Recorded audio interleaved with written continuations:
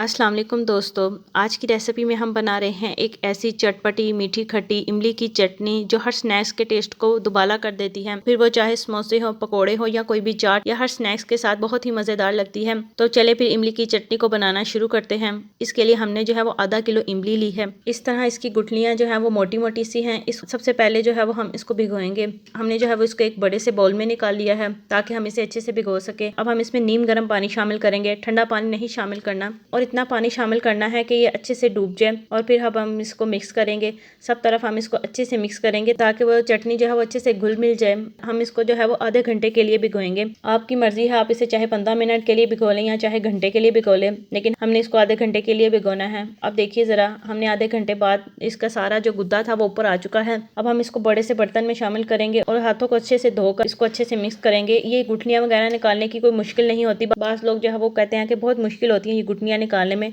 कोई मसले की बात नहीं है। हमने इसको बड़े बर्तन में निकाल लिया है। अब हम इसको हाथों की मदद से अच्छे से मिक्स करेंगे ताकि ये सारा गुद्दा जो है वो इसके अंदर आ जाए, और इसको हम ऐसे हाथों से सारा इसका पानी निचोड़ लेंगे और इसकी जो गुठलियाँ हैं वो साइड पे रखते रहेंगे। इसी तरह करके हमने सारे जो है वो गुठलियों को निकाल लिया है। अब देखिए ज़रा, ये पानी बिल्कुल साफ हो चुका है। अब देखिए ज़रा, इसका सिर्फ पानी ही बचा है, कोई गुठली वगैरह अब इसमें नहीं है। आप चाहें तो इसको छान ले, छान कर फिर इसको पकाएं, लेकिन हम इसको छाने बगैर ही पकाएंगे। इससे जो है वो बहुत ही मज़ेदार से, वो तकरीबन इसमें जो हल्का हल्का सा गुद्दा रह जाता है वो इसमें जाएगा तो वो बहुत ही मज़ेदार सा इसका टेस्ट होगा, इसलिए हमने इसको छाना नहीं है। अब हम इसमें एक टुकड़ा जो है वो अदरक का शामिल करेंगे और एक टुकड़ा ही हम इसमें दालचीनी का शामिल करेंगे, और साथ ही एक चम्मच हम इसमें नमक की शामिल करेंगे। नमक जो है वो हमने आम वाला जो घर में हम इस्तेमाल करते हैं वो नहीं लिया, काला नमक हम इसमें डालेंगे क्योंकि चटनी वगैरह में वो काले नमक से और चटपटी सी ये चटनी बनेगी, इसलिए हमने काला नमक डाला है। अब हम इसे अच्छे से मिक्स करेंगे ताकि इसमें अच्छा सा बॉयल आना शुरू हो जाए। अब ये देखिए, एक बॉयल ही इससे आया है तो हम इसमें फ़ौरन चीनी शामिल कर देंगे। तकरीबन 1 कप के करीब हमने चीनी ली है